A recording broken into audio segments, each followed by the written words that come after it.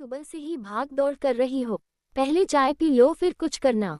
ये कहते हुए मैंने अपनी बेटी पम्मी को अपने पास बिठा लिया, चाय का कप अपने हाथ में लेते हुए।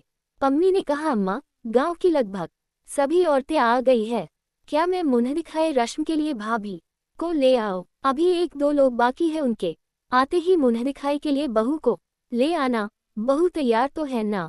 हाँ अम्मा, लेकिन बाहर गांव की औरतों में तरह तरह की बातें चल रही है नई बहू के बारे में। ये तो होना ही था, अमेरिका में पड़ी बड़ी भारतीय लड़की जब इस गांव की बहू बनकर आई है तो 100 तरह की बातें बनेगी ही।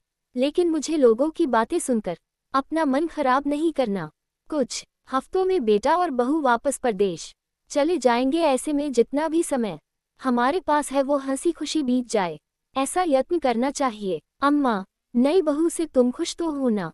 मैं बहुत खुश हूँ पम्मी। नई बहू पराए देश में रहते हुए भी भारतीय सभ्यता संस्कृति से जुड़ी हुई है, ये बहुत बड़ी बात है। घर के सभी सदस्यों का कितना आदर करती है, उसे देखकर लगता ही नहीं कि इतने दूर देश से आई है। मुझे अपने बेटे की पसंद पर गर्व है। अब जाओ, नई दुल्हन को लाओ। सभी लोग आ चुके हैं। नई दुल्हन की मुंह दिखाई शुरू होती है और गांव की सभी औरतें कुछ ना कुछ सगुन के रूप में बहू को देती है और नई बहू धन्यवाद स्वरूप सभी बड़ों के पैर छूती है। मैं भी सभी के समक्ष बहू को मुंह दिखाए में अपने खानदान का पुश्तैनी कंगन देती हूँ।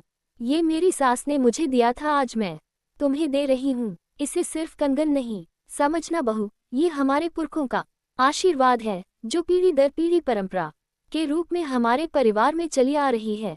नई बहू उठकर मेरे पैर छूती है और फिर पम्मी के पास जाकर उसे एक कंगन पहनाते हुए कहती है, दीदी, अगर ये कंगन हमारे पुरखों का आशीर्वाद है तो उनका आशीर्वाद हम दोनों को मिलना चाहिए, इसलिए यह एक कंगन हमेशा आपके पास रहेगा और दूसरा मेरे पास। ये सुनते ही पम्मी ने नई बहू को गले से लगा लिया